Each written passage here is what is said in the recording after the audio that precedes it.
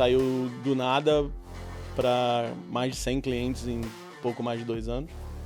E aí veio o primeiro fracasso.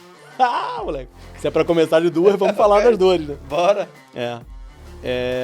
A gente sempre acha que é tudo maravilhoso, mas não é, né? Aí vem a confusão de confundir a conta da pessoa física com a da pessoa jurídica. Boa, bom ponto.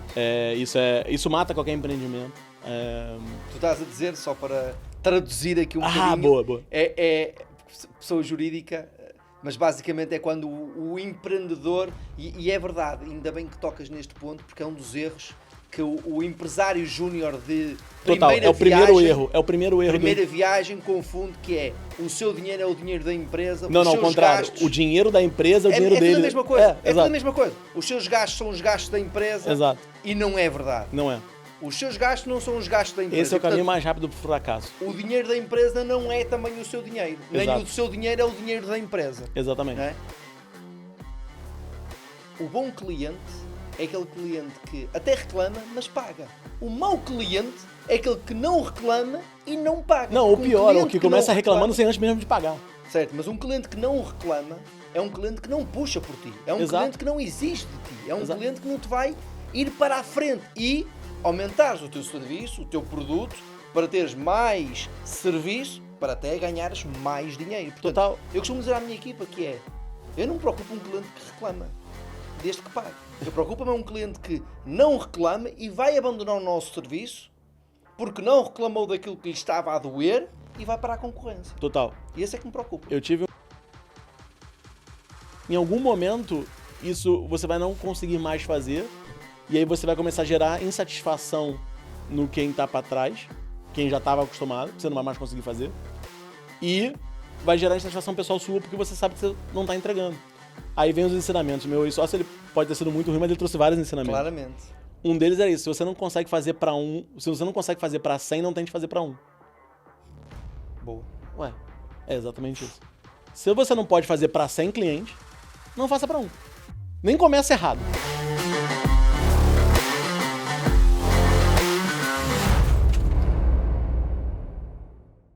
Olá, sejam muito bem-vindos a um novo episódio do The Doers Podcast. E como não podia faltar, aqui estamos nós, segunda-feira, 6 da manhã, para vos entregar mais um episódio com um verdadeiro fazedor. Uma pessoa que, tal como vocês, empreende e sente exatamente aquilo que vocês estão a sentir. As dificuldades, os desafios e todas as barreiras que todos os dias fazedores como vocês encontram. Bem-vindos ao The Doers Podcast, o nosso podcast que, como nós dizemos, um podcast de verdadeiros fazedores, pessoas que empreendem, e nós vamos trazer estas histórias de uma forma nua, de uma forma crua, tal como é, sem bullshit, sem contos de fada, sem tangas e sem sonhos cor-de-rosa. Bem-vindos a mais um episódio que, prometo, vai pegar fogo. E para isso hoje tenho comigo o André Cruz. André, muito bem-vindo aqui ao nosso espaço, à nossa comunidade de fazedores, de doers, para falarmos sobre empreender, para falarmos sobre as dores que existem nesta jornada, que é uma jornada boa, mas naturalmente há muitas aprendizagens. Obrigado pela tua presença aqui. Eu que agradeço, João. É sempre bacana estar aqui, poder contribuir com a comunidade. Empreender está disponível para todo mundo, mas não é para todo mundo, né? Como diz a minha esposa, se jogar do precipício e montar o avião em pleno voo, né, e sair voando. Então, agradeço o convite, é sempre bom poder compartilhar a nossa história, o que nós atingimos. Hoje tem 46, já estou nessa jornada aí desde 2008, mais ou menos, então tenho 15 anos aí para compartilhar com a galera e acho que vai ter algumas histórias interessantes. Boa. Olha, André, tu hoje... já empreendes, como estavas a dizer, então, desde 2008. Nós conhecemos há uns aninhos atrás. Tu também tens um software, portanto, estás na área também de SaaS, não é? Portanto, uma área que é próxima também aqui à área em que nós estamos. Portanto, a área de Marketing, Technology, portanto, está muito dentro do segmento do MarTech, aquilo que nós chamamos MarTech, sendo que o teu software depois foge... Para a Fintech. Para a Fintech, exatamente. Portanto, para a Fintech. E já vou dizer, naturalmente, por causa da componente do MarTech, mas efetivamente hoje está numa área mais de pagamentos, não é? Sim. Mas nós hoje, portanto, tu estás cá em Portugal há quantos anos? 6. Portanto, já estás cá há 6 6 e meio. anos. Há 6 anos e meio. Ahm, quem é que é, para quem ainda não te conhece, quem é que é o André? Bom, eu sou o André Cruz, casado com a Michele, há 15 anos, fazemos agora em setembro. Brasileiro, do Rio de Janeiro. Deu para perceber. Putz, já pensei com 6 anos em Brasileiro Portugal. sim, agora se é Rio de Janeiro, se é São Paulo, É. se é Mato Grosso, Pensei que o sotaque dava, já tivesse pego o sotaque Portugal. ainda não. Nem- 6 anos ainda não deram nem para quero, isso. nem quero, porque acho que pega mal, fica... Algumas palavras eu já troco. E eu sempre fui uma pessoa de né, montar quebra-cabeças. Eu tenho uma facilidade muito grande de resolver problemas. E antes mesmo de empreender como empresário, eu era intraempreendedor. Certo. Nas empresas onde eu trabalhava, enfim, eu tinha essa facilidade de resolver problemas muito rapidamente e pensar no longo prazo em determinadas coisas. E acabou sendo uma transição meio que natural, né? De perceber que eu estava gerando valor para as empresas e fazendo, e aí chega um ponto que a empresa já não valoriza mais aquilo ali que você está, né, que você tá construindo. Né? Não é nem que não valoriza, não tem capacidade de valorizar, porque é uma empresa, ela também tem que gerar lucro para ela. E eu fui empreender montando uma consultoria de e-commerce em 2008 com o Magento. Foi a primeira empresa a levar o Magento para o Brasil, né, lá em 2008. Na época que não tinha indexação, as plataformas de e-commerce não indexavam, o Magento indexava que nem um maluco. E a gente saiu do nada para mais de 100 clientes em pouco mais de 2 anos. E aí veio o primeiro fracasso. Moleque, se é para começar de duas, vamos falar das dores, né? Bora! A gente sempre acha que é tudo maravilhoso, mas não é, né? Aí vem a confusão de confundir a conta da pessoa física com a da pessoa jurídica. Boa, bom ponto. Isso mata qualquer empreendimento. O que tu estás a dizer, só para traduzir aqui um bocadinho, boa. é pessoa jurídica, mas basicamente é quando o empreendedor, e é verdade, ainda bem que tocas neste ponto, porque é um dos erros que o empresário júnior de Total, primeira é o primeiro viagem, erro. É o primeiro erro. Primeira viagem confunde que é o seu dinheiro é o dinheiro da empresa, Não, os ao seus contrário. gastos... O dinheiro da empresa é o dinheiro é dele. tudo a mesma coisa. É tudo exato. a mesma coisa. Os seus gastos são os gastos da empresa. Exato. E não é verdade. Não é. Os seus gastos não são os gastos da empresa. Esse é o E, portanto, caminho mais rápido pro fracasso. o dinheiro da empresa não é também o seu dinheiro. Nem Exato. o seu dinheiro é o dinheiro da empresa. Exatamente. Não é? E isso naturalmente gera uma confusão. Isso. E E leva para o ali fracasso. eu acabei metendo os pés pelas mãos. Tinha acabado de... eu casei em 2008 também. Meti os pés pelas mãos. E tu começa a fazer um monte de... Quando começa essa confusão financeira, acabou. Depois, o outro aprendizado foi fazer coisas por dinheiro. Eu tinha um sócio extremamente ganancioso. Depois eu quero falar sobre essa diferença entre ser ganancioso e ser ambicioso. Claro, Existe uma diferença muito grande. E eu acabei me levando por ganância a fazer coisas. E eu vi num precipício onde eu cheguei para minha esposa e perguntei: Michele, se a gente tivesse um filho e ele quisesse falar assim, o que você quer ser quando crescer? E ele falasse, quero ser igual ao meu ex-sócio. A gente ficaria orgulhoso? Ela falou, não. Então tá na hora de acabar a sociedade. Naquele momento eu decidi acabar. Meu casamento estava, né, pelos fiapos, já estava quase também indo pro vinagre. E ali eu acabei decidindo a sociedade. Foi traumático, porque teve um acordo, teve etc. E eu tomei uma volta. Né? Se o meu ex-sócio era capaz de trair a esposa dele, por que ele iria ser fiel a mim? A gente só não liga depois, né? No momento a gente acha que é lindo. Sim. Entendeu? Sim. Então... É verdade, por acaso, esse ponto que tu estás a falar. Eu acho que é na Marinha Americana, se um marinheiro, se um Navy trair a esposa, ele é expulso da Marinha. Olha. Porque se tu traz a pessoa com quem tu dormes, tu traz o teu sócio, tu traz o teu companheiro, tu traz... É como diz o T. Harv Eker, né? A forma como você faz uma coisa é a forma como você faz todas as coisas. Entendeu? E aí veio o choque de falar, não, empreender não é pra mim. Isso era 2011. Foi, deu-te esse pack. Eu fiquei traumatizado, falei, pô, não é pra mim, etc. Não, vou ficar sossegado. Durou até 2015. Ok. Ok. Mesmo assim, foram 4 anos Não, mas aí... de ressaca. Enfim. Foi um período de... Mas deixa-me tocar, tu há pouco tocaste num ponto e que eu queria reforçar esse ponto. Tu há pouco disseste uma coisa que foi e eu gostava de resolver problemas. Exato. E a verdade é que as pessoas gostam de fugir dos problemas. Exato. E, na verdade, o empreendedor bem-sucedido é exatamente aquele cara que ele é atraído pelos problemas. Entendeu? Porque se a gente for pensar até nas profissões mais básicas, quando você vai ao médico, você tem um problema. E você vai estudar um médico que vai resolver o seu problema. Então, o médico é um resolvedor de problemas de saúde. Um arquiteto, um engenheiro, um advogado, principalmente, esse é o resolvedor de problemas mor, né? Eles são resolvedores de problema. Só que o servir, o resolver, o ser o fiel da balança, o ser a pessoa que vai conseguir levar uma vida melhor, ou dar um benefício maior, ou resolver o problema do seu cliente, são sempre os mais bem-sucedidos. Não tem jeito. Essa é a fórmula mágica.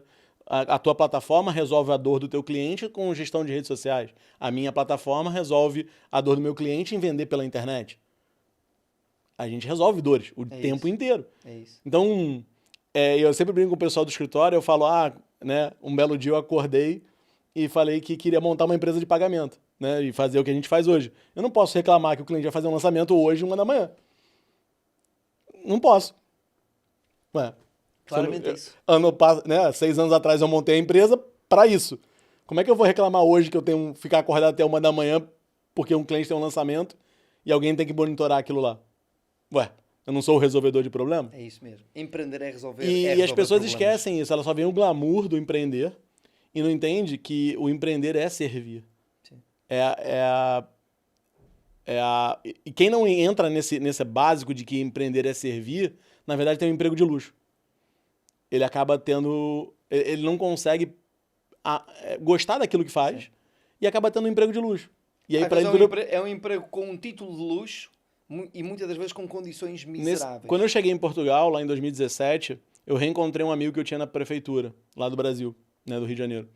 Na Câmara Municipal. Na Câmara Municipal do Rio de Janeiro. Eu vou traduzindo. Tudo bem. Eu vou traduzindo. Você só fala e eu traduzo. Boa.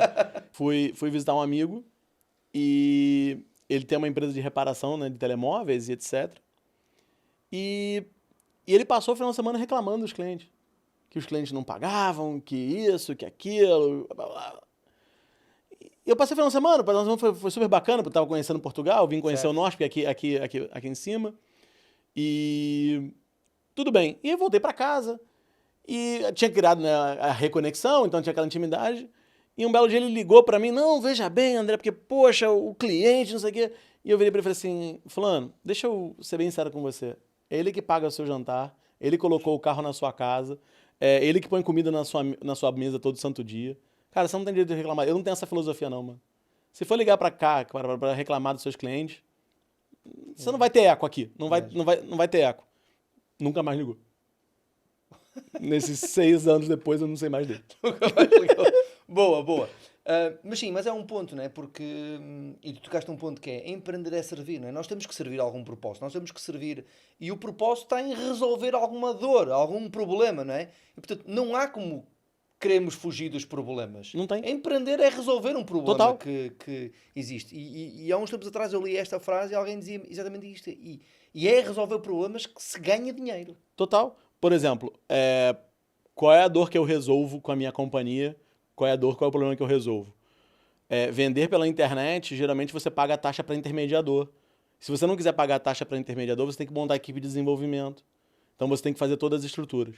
Nesses 6 anos, a gente passou 6 anos construindo tudo numa forma SaaS, onde o cliente me paga uma mensalidade, eu não tenho nenhum percentual da venda dele, ele me paga baseado na quantidade de transação, a gente tem mais de 120 integrações, ele plug and play lá e sai vendendo em 5 minutos. Isso é a dor que eu resolvo dele. E para isso que ele me paga. Entendeu? E ele vai continuar a reclamar muito. E ele vai continuar. E foi engraçado que você está falando isso de reclamar. E a gente passou agora os primeiros 4 meses de 2023 na Lançadeira, na Espanha, que é do Grupo Mercadona, uma aceleradora do Grupo Mercadona na Espanha. E lá eles falam tem um livrinho que é o Monstro no Ginásio. E ele fala que o cliente é como se fosse um monstro. Um monstrinho saudável. Porque ele vai reclamar o tempo inteiro. Ele vai falar, ele vai ter as manias dele, ele vai ter o jeito dele. E você vai ter que aprender a lidar com isso. Não Mas esses tem são jeito. os bons clientes. Exato, exatamente. Tem uns que vão Não, sim, para outro ponto. naturalmente. Por exemplo... Mas o que eu quero dizer com isto, André, é... O bom cliente é aquele cliente que até reclama, mas paga. O mau cliente é aquele que não reclama e não paga. Não, o Porque pior é o cliente que começa não reclamando reclama- sem antes mesmo de pagar. Certo, mas um cliente que não reclama é um cliente que não puxa por ti. É um Exato. cliente que não exige de ti. É um Exato. cliente que não te vai ir para a frente e aumentares o teu serviço, o teu produto, para teres mais serviço, para até ganhares mais dinheiro. Portanto, Total. eu costumo dizer à minha equipa que é, eu não me preocupo um cliente que reclama, desde que pague. Eu preocupo-me a um cliente que não reclama e vai abandonar o nosso serviço porque não reclamou daquilo que lhe estava a doer e vai para a concorrência. Total. E esse é que me preocupa. Eu tive um cliente que hoje virou meu amigo, que é o Zé Luiz da Farma Delivery lá no Brasil, né? Meu cliente da época de e-commerce. A gente montou a loja da farmácia dele. E ele tinha uma coisa que ele falava, André, eu não vendo rebuçado. Eu vendo remédio. Então não dá para esperar 10 minutos, 2 horas. Porque pode ser a diferença Claro. Sim, entre a vida e a morte. Mas É extremo, mas mas... é no bem-estar da pessoa. Exato. Entre a E dor. foi uma coisa que eu trouxe tanto pra minha vida, que é exatamente isso, que é... Foi esse ensinamento, tipo, a minha urgência não necessariamente é a urgência do cliente. E a dele sempre é mais importante que a minha. Sempre. Né? E isso trouxe um senso de comprometimento muito grande. E a outra coisa é quando acontecer algum problema, ou tinha, né? Hoje, por exemplo, a gente, na nossa plataforma, transaciona 2 milhões de euros dia. Hoje. Então, a gente vai falar com um cliente e, de repente, eu tenho um cliente que fatura 2, 3 milhões por mês e tem um cliente que fatura 10 mil por mês. E aí você tem a tendência de falar, não, mas, poxa, mas o seu volume, né? Porque não é o meu 100%, é só um pedaço daquilo que eu Certo. processo. Só que é o 100% dele. Esse tipo de pensamento também estraga dentro da companhia. Quando você começa a avaliar a pessoa e fala, não, mas, pô, veja bem, é que você só fatura 10 mil. Tá, mas esses 10 Mas é o mil 100% é o dele. 100% dele. É o que lhe paga as contas. É o que ele paga as contas. Põe a máquina a rodar. Exatamente. E é o que paga depois a gente. Certo. Então, e isso é a questão do servir. Sabe? Não pode ter glamour. Sabe? É uma coisa que a gente fala muito na companhia hoje, né, contando um pouco da história, nós somos 40 hoje no time, em 3 países. 5 fusos diferentes, 100% remoto. E a gente fala muito que não tem glamour. Em todos os níveis. Quem vai estar de madrugada hoje sou eu. 1 da manhã. Entendeu? Não tem glamour. Certo. E às vezes também a empresa começa a crescer, eles começam a glamourizar as coisas. Ou achar que o jogo já tá ganho. Ou achar que, pô, daqui pra frente é só tranquilidade. Aí vem... todo fracasso Excelente. é precedido de um ato de arrogância. Todo. Entendeu? Então a gente tem que estar sempre com o pé no chão, falando, cara, do cliente que me paga R$ 49,90 ao cliente que me paga 5 mil euros por mês. Todos precisam ser atendidos exatamente da mesma forma. Com a mesma transparência, com o mesmo carinho, com o mesmo cuidado. É claro que a nível de importância é diferente. As necessidades de um são diferentes da necessidade do outro. Mas a gente tem que ter o carinho e o respeito pela operação daquele cliente. Excelente tópico. Boa. Vou voltar lá atrás ainda. Boa. Vou voltar a 2011. Ok? Portanto, tu começaste a empreender em 2008, tiveste um sócio, as coisas não correram bem. Exato. É sempre um tema, não é? Que Dói. houve uma vez que houve uma pessoa que me disse uma coisa que eu nunca mais vou esquecer. Que é, 2 grandes amigos raramente serão 2 grandes sócios, mas 2 grandes sócios quase sempre serão 2 grandes amigos. Okay? Bem, E isto para mostrar a dificuldade, é quase mais difícil tu ter sócios do que amigos. Porque na sociedade tu vives as coisas com uma intensidade, com um dia-a-dia completamente diferente. esse meu sócio falava que a sociedade é que nem o casamento sem a parte do nheco-nheco. É. Né? Depende. Depende. Eu, por Depende. acaso, a minha esposa é minha sócia. É por isso que eu estou a dizer depende, né? Mas é verdade isso. Quando você... É muita cumplicidade, é muita dor envolvida, e tem que ter confiança plena um no outro. Não dá para achar que uma parte está sendo Mas desleal. foi falta de confiança? Foi quebra de confiança? Eu acho que foi um pouco dos dois lados. Eu com ele comigo, eu acho que... Mas foi a confiança ou foi porque há várias formas, não é? Há várias formas. A gente acaba uma sociedade porque deixa de confiar, acaba uma sociedade porque os valores e Eu acho que propósitos eu não estão delarguei demais. alinhados. Eu acho que eu delarguei demais pra quem não era confiável. Como eu falei, se ele era capaz de sair e trair a esposa dele, ele também me traiu ou me trairia ao longo do caminho em algum momento. Não foi só no momento da conclusão da venda, da Então compra. é mais uma questão de valores pessoais. Também, isso é muito importante. Valores pessoais numa relação societária fazem muita diferença, certo? Uma coisa é você casado, né? Eu sei que você tem a sua esposa, tem filhos também, se eu não me engano. Duas meninas. E você tem um só solteiro. E aí você sabe que de repente ele tá na vida, tá tranquilo. Mas vocês possuem valores iguais. Uma coisa é vocês dois serem casados, né? E você respeita a sua esposa, respeita a sua família, e ele não. Isso já denota uma fragilidade de valores. Entendeu? Isso denota fragilidade. Não tem jeito. Não tem. O que é que tu hoje tinhas feito diferente nessa sociedade? Eu acho que eu não teria feito. Ok, boa. Não, assim, eu não me arrependo de nada do que eu fiz. Eu acho que eu sou quem sou pelas todas as experiências que eu vivi até hoje. Eu precisava daquilo ali. Eu precisava até com o meu casamento, né, também quase acabando, para poder entender o valor do meu casamento. Hoje, eu falo para a Michelle, né, a Michelle, nós somos 50% sócios da companhia, ou das ações que nós temos a Portugal Ventures como investidor, Certo. mas enfim, nós temos 50%. E numa das vezes, a Portugal, né, no processo de incubação, me perguntaram, mas se o fundo falar que não quer os dois como sócios, eu falei, a Michelle fica com todas as ações e eu fico como CEO. É muito assim, tem que estar muito certo. Não adianta, a gente não briga mais por dinheiro, vamos falar assim, entendeu? Não pode ter essa coisa dentro de casa. Porque já são 8 horas por dia, 12 horas por dia de trabalho e não adianta chegar e falar. Então, tem que ter valores muito alinhados. Você tem que ter pessoas que estão buscando o mesmo objetivo, estão buscando as mesmas coisas, ou enxergam a servidão, né, do ato de servir da mesma forma. E não... hoje, o resultado financeiro que nós temos é diretamente proporcional a quanto a gente serve. Não pode ser invertido. E um dos pontos chaves quando a sociedade acabou foi que a gente vendeu um contrato para uma livraria no Brasil. Ela tinha mais de 2 milhões de itens e a gente não conseguiu botar o projeto no ar. Então a gente recebeu o dinheiro e não conseguiu entregar. Aquilo ali para mim foi o ápice da coisa toda. Que é eu vender algo que eu não tenho capacidade e eu não posso fazer isso. Então, aí depois... Aí estás a dizer do vender a todo custo. Vender a todo custo, não importa o faturamento. Ok.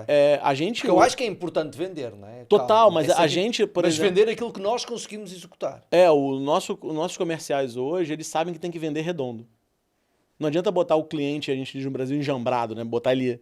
Tentar botar qualquer preço para dentro da base só para fazer número de vendas, entendeu? Porque é ruim. É ruim pra gente, é ruim pro cliente, o cliente vai sair insatisfeito, vai falar mal da gente. A gente diz não. O nosso horário de atendimento. Nosso horário de atendimento é X a tal. Não adianta você ligar depois do horário pra gente que a gente não vai atender. Tem um número de emergência e emergência é só para emergência mesmo. Então, vem essa questão de balizar, entendeu? As coisas. E muito, às vezes, o empreendedor ele tem medo de colocar essas regras. Principalmente quando está começando e fala, eu preciso de tudo quanto é cliente. E ele começa a fazer tudo para qualquer cliente, né? E vai ferrar. Em algum momento, isso você vai não conseguir mais fazer. E aí você vai começar a gerar insatisfação no quem está para trás, quem já estava acostumado, que você não vai mais conseguir fazer. E vai gerar insatisfação pessoal sua porque você sabe que você não está entregando. Aí vem os ensinamentos. Meu ex-sócio, ele pode ter sido muito ruim, mas ele trouxe vários ensinamentos. Claramente. Um deles é isso. Se você não consegue fazer para se você não consegue fazer para 100, não tente fazer para 1. Boa. Ué, é exatamente isso. Se você não pode fazer para 100 clientes, não faça para 1. Nem comece errado. Né? Como diz um velho, um sábio brasileiro chamado compadre Washington, pau que nasce torto nunca se endireita. Né? Então é muito assim, você não pode... E geralmente quando você está começando, tem toda essa ansiedade de faturar, de trazer o primeiro cliente e fazer as coisas. Eu já demiti cliente às 5 da manhã. O cara resolveu me ligar às 5 da manhã. Falando, não, mas eu não queria que essa notificação chegasse desse jeito. que era uma notificação que a gente mandava por e-mail na época. Eu falei, mano, a aplicação é minha, se você não quer, mano, nem tá pagando, vai embora, mano. 5 da manhã. Não tinha ninguém pagando a plataforma e mandando o cara embora, porque não tinha ninguém pagando ainda, não era teste. Você tem que ter essa coragem de demitir cliente. Sabe, como eu digo lá no escritório, mostrar a porta da rua, né? Minha mãe me ensinou que a porta da rua é cerveja da casa, né? Então, o cara tá insatisfeito, a porta tá ali, cara. Entendeu? Eu não quero você infeliz. Não quero você aqui... Sim, mas há limites, há coisas diferentes. Uma coisa é mandar um cliente embora porque... Não, eu digo assim, quando ele começa a reclamar demais... por exemplo, teve ambiente tóxico. A gente teve um caso recentemente, vou exemplificar bem isso. A gente fez uma alteração no sistema, a gente tem mais de 2.200 domínios cadastrados, deu problema em 2. E aí eu fui conversar com um desses clientes. E a última vez que eu tinha conversado com esse cliente, por um problema, tinha sido ano passado, ou seja, exatamente um ano depois. Né? E o cliente estava chateado, óbvio. Eu fui para reunião com ele, conversei com ele, expliquei para ele, expliquei tudo que estava acontecendo. Ele, André, mas veja bem, eu sei que vocês estão tentando fazer o seu melhor. Eu falei, tentando não. A gente faz o nosso melhor todo santo dia, mas de vez em quando a gente erra. Claro. Faz parte. Não, mas veja bem, eu não quero ter que ficar conversando com você, porra, uma vez por ano. Eu falei, você conversou comigo 1 ano atrás. Então quer dizer que em 0,001% do tempo que eu fiz uma merda, tá deixando você tirar do sério e você começar a questionar a minha qualidade. Eu acho que você tá fazendo tempestade em copo d'água. Não, olha, como é que é assim pra você? Você tá exagerando, né? Você tá achando que eu tô exagerando. Eu falei, você tá exagerando. Você tá no seu direito de reclamar. Eu tô tentando ponderar com você e dizer, cara, peraí. A gente só falhou com você, a última vez foi ano passado. Então, todo esse tempo que a gente acertou, você nunca me ligou pra dar parabéns. Claro, eu sei que é minha obrigação. Claro. Mas eu acho que você tá exagerando, você tá fazendo uma tempestade num copo d'água. Aí eu mostro a porta, fala, cara, tá lá. Porque se você não é capaz de compreender que eu tive um dia ruim, entre 2.000 domínios, 2, eu tive um problema, o que eu posso fazer, cara? Porque eu vou errar, eu sou um ser humano. Sim, vai continuar a acontecer. A gente vai continuar errando. Não, você tem que me avisar, porra, se você puder avisar a gente. Eu falei, não, eu não vou avisar vocês. A gente sobe versão... Porque a gente não trabalha para falhar, a gente trabalha para acertar. Exatamente. E aí, às vezes, falta esse tipo de posicionamento, entendeu? Que ele tem que nos respeitar por aquilo que nós fazemos, por aquilo que nós entregamos. E não porque nós atendemos 100% das vontades dele, porque nós tratamos ele como uma criança mimada. Se você for atender todo cliente, tratar ele como uma criança mimada e fazer todas as vontades dele, você tá frito. Certo. Morto. Sim. Eu entendo naturalmente isso que referes, embora seja importante sempre nós entendermos o momento em que a nossa empresa está. Há momentos em que a empresa está que te permite ter diferente tipo de atitudes perante determinados cenários. Depende. Eu sou da turma do depende. Que eu acho que a cultura é uma questão muito forte. E principalmente hoje, com 40 colaboradores, né, a gente tem que manter a mesma filosofia. Então, se o pessoal me viu lá em 2019, né, eu entrei na sala, tava todo mundo rindo, né, porque eu trabalhava no escritório, todo mundo junto.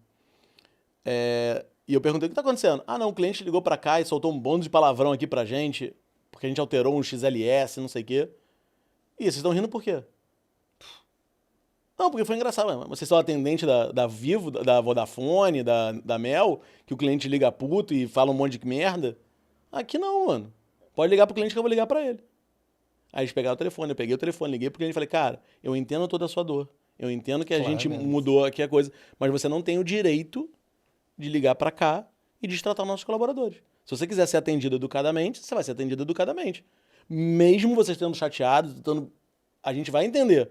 Mas tem um nível ali que não pode ser cruzado. Não, claramente. Aí sim, entendeu? Naturalmente. Então, quem me viu fazer isso, precisa me ver fazendo que é a consistência e a persistência da personalidade. Sim, mas uma coisa é nós sermos maltratados pelo cliente, outra coisa é nós não integrarmos um bom serviço ao cliente e dizer, não tem razão, vai embora. Não, isso não existe. É isso, não, né? Isso não existe, isso não existe. Existe a crítica que o cliente faz, que é extremamente construtiva, que hoje a gente chegou porque a gente soube ouvir muito bem os clientes, você também. Porque esse é o melhor Porque investimento que a eles gente vão pode direcionando para onde o negócio Claramente. vai crescendo. Por exemplo, a gente não tinha integração com a DocuSign para emissão de um documento para assinatura automático depois que o cliente paga alguma coisa. Foi uma demanda de um cliente, que a gente soube ouvir. Claro. Entendeu? Então, se a gente chegou onde a gente chegou, foi porque ouviu o cliente.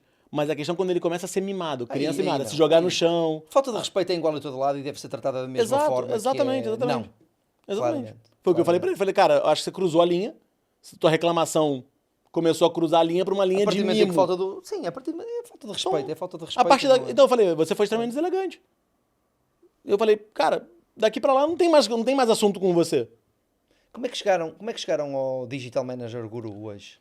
Então, 2015, né, pulando ali 2011, aí depois eu tive uma passagem pela Vetex, e-commerce 2012, 2013.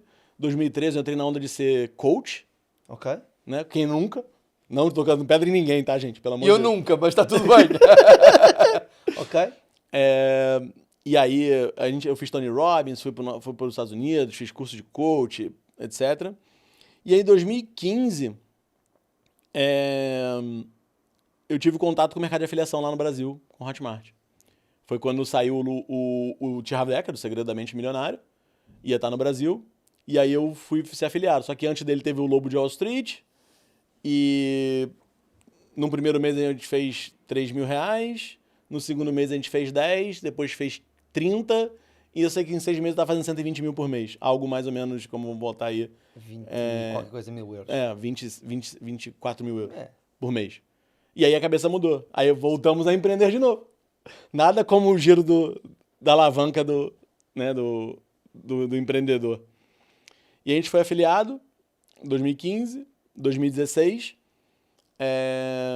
Aí a gente resolveu montar o produto próprio. Aí trabalhavas na Hotmart. Não, trabalhava com o Hotmart, só como afiliado. Sim, trabalhavas com o Hotmart. Em outras plataformas. Na Hotmart, mas trabalhavas com o Hotmart. Isso. A vender afiliação. Exato. E aí a gente tentou montar o próprio produto. Mas aí estavas sozinho? Eu e Michele. Tu e A Michele largou o emprego, ela estava 12 anos numa empresa. Ela abandonou o emprego. Abandonou já para trabalhar em Isso, exato. Mas já depois de estarem... ou seja, já depois de tu teres percebido que havia ali um negócio, ou no momento zero contigo? Não. Depois que...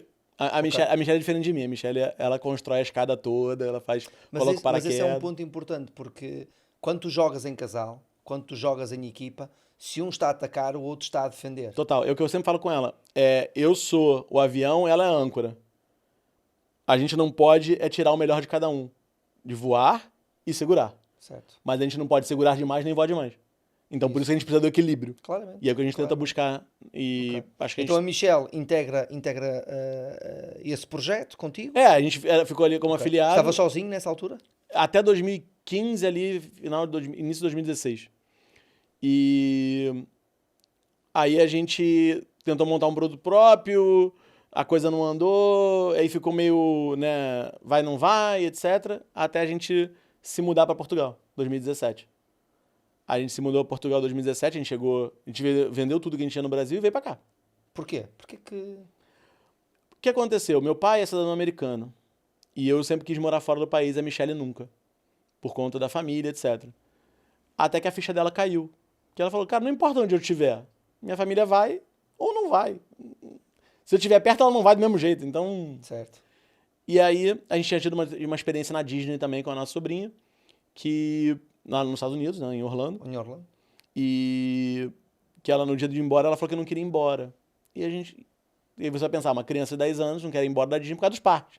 E ela falou, não, porque aqui as ruas são limpas, as pessoas se respeitam, são gentis, etc. E aí, na volta, a gente falou, olha, putz, tem alguma coisa. Eu dei entrada na minha cidadania americana, pro meu green card em 2016. Só que eu tô na fila até hoje, ainda faltam 7 anos. Já se passaram 7, 2016, e eu, né, tô andando na fila. Portugal foi o destino a seguir. Calma, aí em 2016, a gente conseguiu a Michelle conseguiu uma promoção para ir para Paris. Ok. Aí a gente foi para Paris em novembro. A gente tinha milha por causa da viagem dos Estados Unidos, não sei o quê, pagamos baratinho e fomos para Paris. Outra Disney. Outra Disney. E aí um amigo nosso, que a gente conheceu no Tony Robbins em 2013, já estava morando em Portugal e foi encontrar com a gente em Paris. Os pontos estão sempre conectados. Não, é bizarro. E aí ele falou, pô, por que vocês não vêm morar em Portugal? Morar em Portugal. Ah, Portugal, tá precisando de gente como vocês, empreendedores que fazem, acontece, não sei o que, isso aqui lá. Mas aí tu ainda estavas a Tava no trabalhar Brasil. no Ia como afiliado, afiliados. exatamente. Ainda como afiliados, podias trabalhar a qualquer sítio, Exato. E aí... Mas o negócio afiliado já tava caindo. caindo, né? Já não tava mais fazendo muito bem. A gente voltou, né, dessa viagem para Paris em 30 de novembro. 20 de dezembro a gente decidiu mudar. 4 de abril de 2017 a gente chegou em Portugal. Assim. E só demorou esse tempo todo porque tinha que fazer a documentação dos gatos. Certo. Só por conta disso. Porque Ok. em janeiro eu já tava morando na casa da minha sogra, esperando a viagem Ok. de abril. Quando a gente chegou em abril, a primeira coisa que você faz quando você muda de país é conhecer a porra toda, né? Você faz o sabático.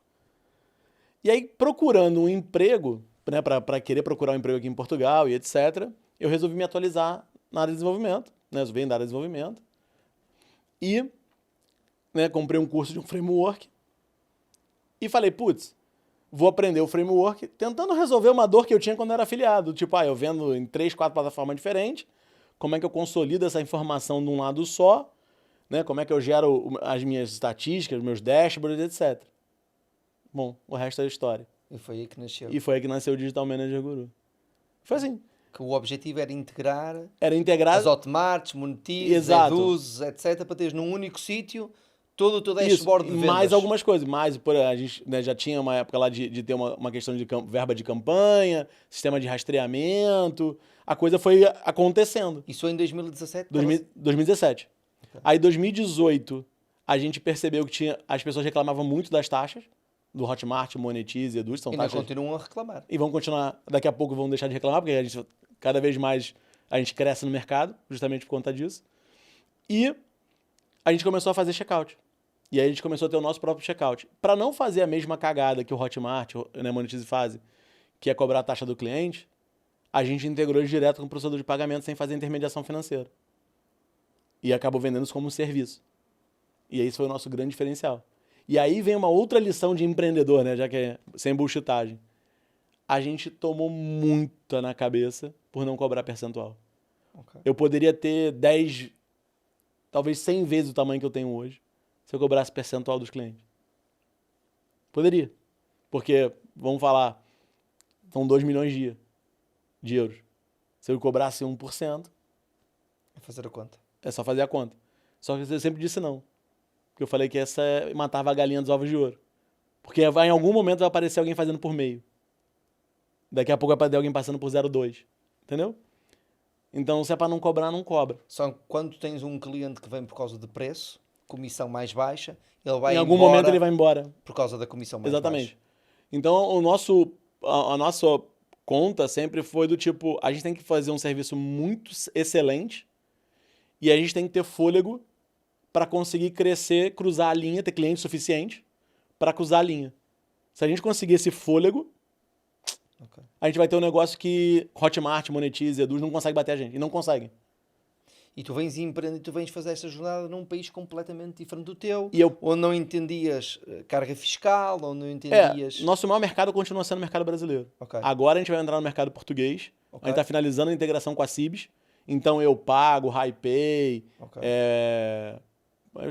Pay também, etc. Todos esses agora a gente vai ser concorrente deles, só que sem eu cobrar taxa. Então o cara vai poder ir direto no banco dele, pedir lá as chaves da Cibs, com a nossa integração, e vender diretamente com a Cibs. Okay. Hoje, então, o teu principal mercado é o Brasil ainda. A gente usou toda a nossa rede de relacionamento que eu tinha no Brasil para crescer o negócio no mercado de afiliado que eu participava. Mas a empresa hoje, a tua empresa é aqui, é portuguesa. Não 100% okay, portuguesa. Tens toda a carga fiscal em Portugal, todas as leis laborais em Portugal, tudo isso é a grande vantagem é que, como todo o mercado é lá, eu não preciso recolher mais 23% de IVA para os meus clientes do Brasil. Certo.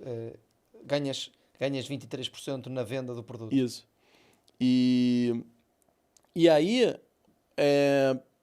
2018 a gente começou a fazer checkout, final de 2018 e 2019 a gente foi investido pela Portugal Venture. O negócio só foi ficando mais sério. Okay. Mas antes disto, deixa-me só recuperar aqui um trecho.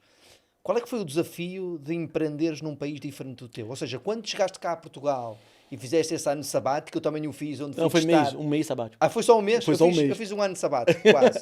Mas onde andei a testar diferentes coisas, na verdade não foi um ano, porque cheguei mais rápido à questão do Swanky, mas Quais é que foram as primeiras chapadas que tu levaste? É diferente. O mercado aqui funciona muito diferente daquilo que a gente está acostumado no Brasil. Ele tem um ritmo muito mais lento, por questões óbvias. Aqui é um mercado que não é muito presencial, você precisa estar perto do networking para a coisa conseguir acontecer. A gente sempre teve focado no mercado exterior. Agora é o nosso primeiro momento do mercado interior. Ok. Mas a gente já sofreu isso na Espanha. Ah, você não fala espanhol, você não é daqui, não sei o quê. Espanha é... E tem uma coisa, por exemplo... Queres ir para a Espanha também? Estás a tentar abrir Espanha? Na verdade a gente vai fazer Portugal, Espanha, França. A gente, em novembro, vai estar em Lille, na França. Eu estive no Canadá agora pro Collision, também estamos falando da América do Norte. Porque a aplicação sempre foi pensada global. Não, isso está tudo certo, mas a entrada em países é diferente, não é? Mas quando a gente fala entrar, não é... É do nosso jeito. É um pezinho de cada vez, um cliente de cada vez. Entendeu? E uma hora vira. Porque a gente sabe da qualidade do produto e sabe da dor que o mercado tem. Então... Mas voltando às dores, da tua chegada cá, num mercado completamente diferente... Completamente diferente. Quais foram as dores que tu sentiste? A dor que a gente sentiu, num primeiro momento, assim, ela foi reduzida. Porque o nosso mercado sempre foi o Brasil. Certo. Mas tem a questão fiscal, tem a questão das leis serem um pouco diferentes. Tem uma questão do tipo, quando a gente estava buscando investimento, né? Até a gente ser investido pela Portugal Ventures em 2019, sempre era mais difícil, porque era um casal de brasileiros. A gente já não tinha ainda residência legalizada. Entendeu? Então, o pessoal pensa que é fácil, né, essa questão, mas a gente teve que começar do zero. A gente não tinha crédito. Então não tinha cartão de crédito para fazer as maluquices que a gente queria fazer. Então a gente teve que fazer tudo sem dinheiro, praticamente. E eu acho que isso foi muito bom no final do dia. É verdade. Porque a forma mais rápida de você quebrar uma empresa é crescer rápido, né? Um empreendedor de primeira viagem com dinheiro é um problema. É um problema. E a gente mesmo quando a gente foi investido pela Portugal Ventures, a gente fez algumas cagadas com dinheiro. Faço sempre. No outro dia a gente foi pro Web Summit. Pra quê? Gastamos um caminhão de dinheiro. Eu tenho brinde até hoje em casa. Sim, mas aí tu foste para o Web Summit sem estratégia de estar no Web Summit. Exato, esse é que é o grande desafio. Total. É que a malta vai para um Web Summit e começas a pensar no Web Summit uma semana antes do Web Summit de estar. E esse é o desafio. Eu já estive no Collision, já estive em eventos no Brasil também, já fiz o RD, já fiz o Digital Talks no Brasil, já fiz a Social Media Week. Se me engano, a gente se conheceu no Afiliados Brasil 2019. Já estive no Afiliados exato, também. Exato. Eu acho que o grande desafio nos eventos é a preparação com que tu fazes. Exato. A presença. Então, o que mudou, por exemplo? A gente tá vendo se a gente vai virar mantenedor da B Startups, que é a Associação Brasileira de Startups. E aí o que a gente está fazendo agora beleza, a gente vai ter esse custo, mas como é que a gente vai monetizar, não transformar isso em dinheiro, mas como é que nós vamos aproveitar tudo aquilo que eles estão disponibilizando pra gente? Claro. Qual vai ser a nossa estratégia? Vale a pena ou não vale? Então você começa a fazer o melhor uso do dinheiro. Sim, é isso. No outro dia, só era isso que te ia dizer há pouco, nós tivemos aqui uma pessoa que tem um software e que já teve 6,5 milhões de investimento. Uau! Ok? E as mesmas asneiras que tu fizeste, ele fez igual, só que fez com mais dinheiro. Exato. E é o que ele estava a dizer, que ele no início, ele recebeu os primeiros 100 e qualquer coisa mil euros de investimento no início, e ele disse assim, é muito dinheiro isto, o que é que eu vou fazer com isto? A seguir recebeu 500 mil, isso é mesmo muito dinheiro. E depois começou a fechar rondas de 1 milhão, de 2 milhões, de 2,6, ainda é muito mais dinheiro. Mas a verdade é que torra-se muito dinheiro. Agora é a velocidade com que tu fazes as coisas, né? Permite ir mais rápido. O dinheiro... Mas nem sempre. Não é direção. Mas tem uma coisa no Brasil que diz que a gente fala no mercado de tecnologia, que 9 mulheres grávidas não fazem um filho por mês. Às vezes tem coisa que não adianta você tentar acelerar, que não vai fazer. Não vai. Algumas coisas precisam de tempo. Naturalmente. Então, como eu falei do investimento, como a gente foi investido pela Portugal Ventures em 2019, depois teve uma bridge no meio da pandemia em 2020, 2021 a gente quase quebrou. Quase, que foi exatamente tinha acabado o dinheiro. 2021? Foi exatamente quando já tinha acabado o dinheiro da Portugal Venture, da Bridge, e foi quando a gente fez a efetiva mudança do modelo de negócio para o modelo de negócio que a gente tem hoje. E a gente começou a atrair um outro público. Hoje eu atendo universidade, com o nosso motor de recorrência. A gente atende uns caras bem diferentes. O Brasil Paralelo no Brasil, mais de 500 mil assinantes. Então, a gente teve uma mudança no negócio, até de posicionamento, né? Que foi 2021 que a gente quase quebrou. E... O que é que tu visualizaste? E isso era um ponto importante que nós trazemos aqui, né? Tipo, muitas das vezes os empreendedores não veem a quebra, não veem o negócio a falir. Porque a verdade é que nós muitas das vezes ao empreender temos assim duas palinhas e nós estamos tão apaixonados com o negócio, tão apaixonados com o processo e os empreendedores têm uma crença inabalável. Nós acreditamos sempre e mesmo que todos os indicadores nos estejam a mostrar o contrário, o empreendedor vai acreditar sempre. Tu tiras toda a gente da sala, mas nós ficamos lá a acreditar. O que é que tu viste...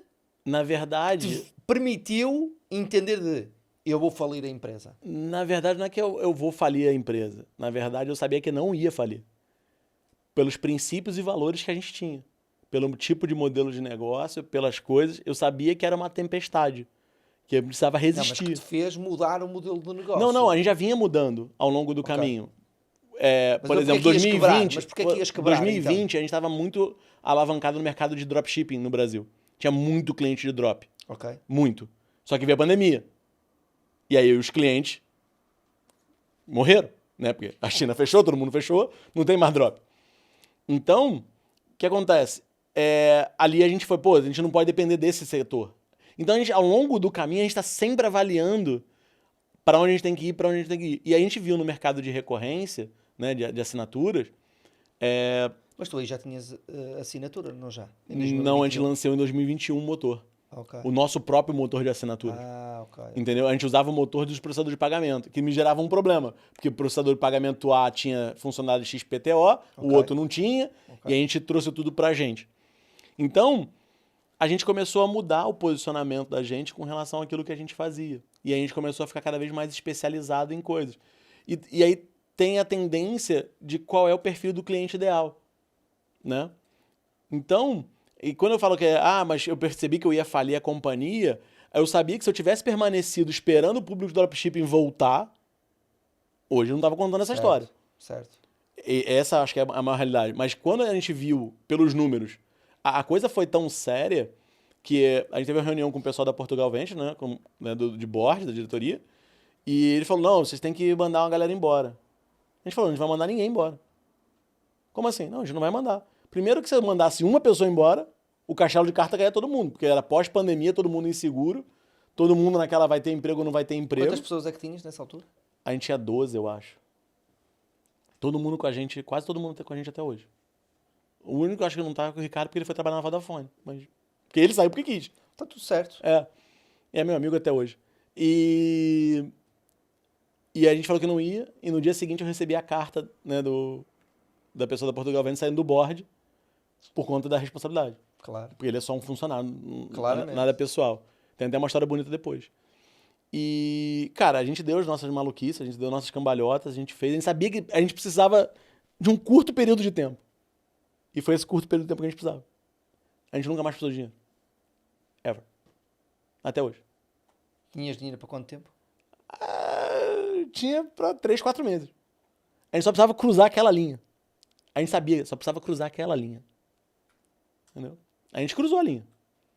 Reverteu, um avião embicou para cima, motores a toda, foi embora. E hoje dentro, para entrar nos novos mercados, vais voltar a levantar rondas de financiamento? Não. Tudo bootstrapping? Tudo bootstrapping. Da forma como a gente sabe fazer. Porque a gente sabe que tem um caminho, a gente já sabe que funciona. Porque a gente tem um mercado brasileiro, a gente já tem lá. A gente sabe o que funciona, o que não funciona, a gente só precisa replicar aqui. Por exemplo, por que a gente está fazendo integração com a Cibes? Porque a gente começou a ouvir dos portugueses que Stripe é caro demais. E não é tão caro baseado no serviço que ela entrega. Não é. Mas é a mentalidade local. Certo. Entendeu? Então, vamos fazer com a Cibes. Só que aí a gente estreita a parceria com a Cibes. Entendeu? E quando eles entendem que a gente não tem a menor intenção, melhor dizendo, de colocar eles por trás do jogo, de não dizer que é eles que estão processando o pagamento, certo, que na verdade a relação com o vendedor é entre o vendedor e eles direto, eles passam a querer trabalhar com a gente. passa a ser meu amigo.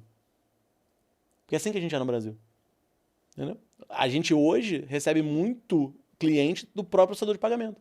Porque o processador de pagamento não tem como atender o cara. E aí eles mandam pra gente. E fala, eu tenho um parceiro que você pode confiar e tá lá. E aí vem uma outra lição do meu amigo José Luiz lá da farmácia. Que lá no Brasil... Aqui também tem o medicamento genérico. Tá. Então ele sempre falou pra mim, André, se o cliente chegar aqui com a receita de um medicamento de marca, eu não troco. Eu vou vender o de marca. Eu nem ofereço o genérico. Né? E ele criou todo um nome na indústria por conta disso. É igual a gente. Se o cliente vem com aquele processador de pagamento, a gente também não troca. E se o cliente levantar a mão e falar, eu estou insatisfeito, a gente vai lá no processador de pagamento e fala, olha só, aquele teu coleguinha lá está insatisfeito. Acho que vale a pena tu bater um papo com aquele teu cliente lá antes que tu perca ele, porque ele está pedindo opção aqui. A gente é desse jeito. Então a relação tem que ser ganha-ganha para o processador de pagamento, tem que ser ganha-ganha para o cliente, tem que ser ganha-ganha para a gente, tem que ser... Todo mundo tem que sair ganhando. Se não for assim, não tem graça. Foi essa cultura que a gente criou. Então a gente sabe para entrar aqui, e o cara da CIP está maluco já com a gente. Já falou de uma série de opções, já falou blá blá blá blá blá. E boa. A gente sabe que é questão de tempo. Sabe? A gente sabe que é questão de tempo. Porque a gente já tem cliente. Sim.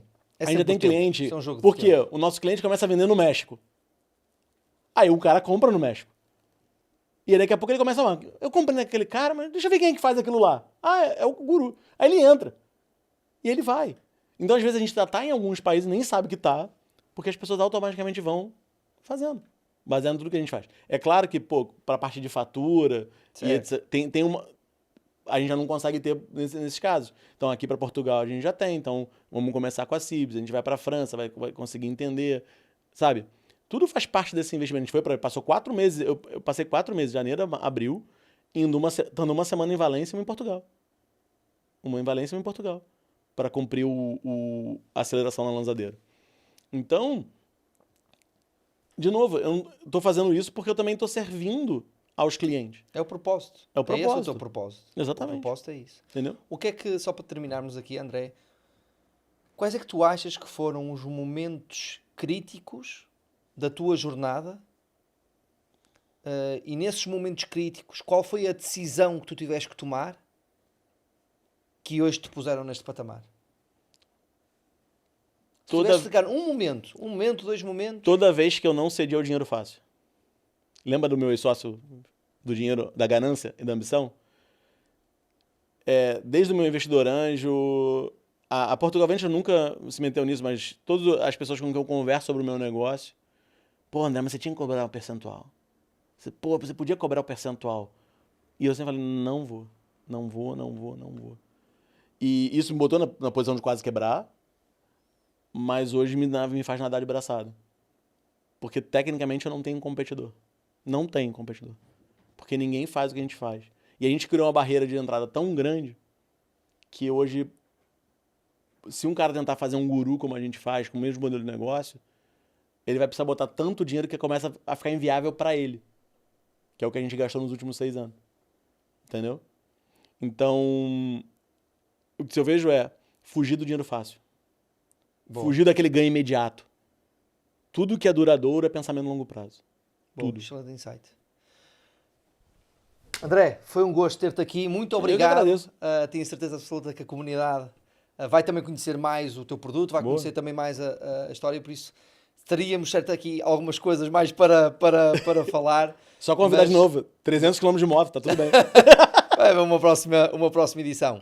Obrigado, André, mesmo. Obrigado pelos ensinamentos. Obrigado pela dureza também que trouxeste aqui, porque efetivamente é importante falar sobre quebrar, sobre poder ruir o casamento, poder ruir um conjunto de coisas, os sócios, que nem sempre as coisas correm como a gente pretende, que às vezes é importante voltarmos à origem, reajustarmos, porque as oportunidades vão sempre aparecer para quem está disponível para aproveitar uma oportunidade, e foi exatamente isso que tu fizeste. Sim. Portanto, tu reinventaste, voltaste à casa de partida, voltaste novamente ao mercado corporativo, e no momento em que tu entendeste que existia uma oportunidade, tu disseste, eu estou novamente apto para voltar.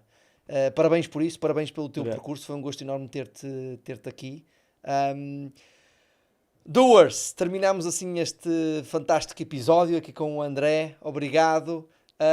Vocês já sabem, portanto, continuem a seguir-nos, partilhem este episódio, deixem os vossos comentários, mandem as vossas sugestões. Nós crescemos a criar esta comunidade forte e a minha promessa para vocês é continuar a trazer todas as semanas, todas as segundas-feiras, às 6 da manhã, um autêntico doer que vem partilhar com vocês que estão na jornada de empreender as suas dores, os seus crescimentos, sem bullshit, sem tangas, sem contos de fada ou sonhos cor-de-rosa. Um grande abraço a todos vocês e vemo-nos na próxima segunda-feira às 6 da manhã. Obrigado. Um abraço.